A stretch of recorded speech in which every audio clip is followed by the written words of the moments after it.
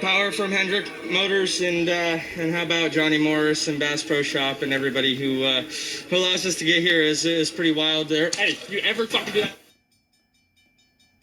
All right, let's go down to Wendy Venturini, who is with our race winner. He's guaranteed a spot in that playoff with a win here at Atlanta Motor Speedway. Justin Allgaier, I heard you say you've wanted to win this race for a long time. Tears in your eyes. Tell us the emotion you're feeling and why it's so important.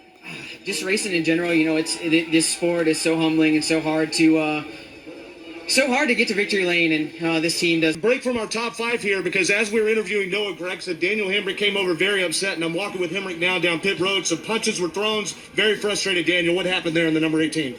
It's pretty simple, man. He had no idea what was going on out on the racetrack. We come down pit road.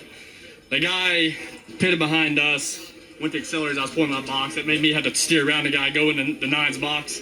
I backed up. Yes, it messed up both of our pit stops. I backed up, and he decided to put in reverse and cram into the right front fender, knock a hole in our Poppy Bank Toyota Super Nose, and we pit again and fix it. And that was completely deliberate. It was absolutely ridiculous. Where I come from, you get your eyes dotted when you do stuff like that. And it certainly looked like that's what you're doing out there. I saw a lot of people getting blocked in boxes today, but he backed up, you said, right? Oh, yeah.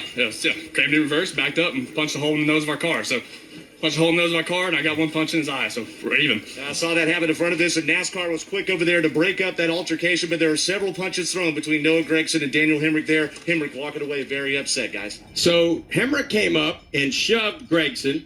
Gragson backed up and then came forward, threw a wild punch and missed. Hemrick stepped in and cold-cocked him with one, so he got one home.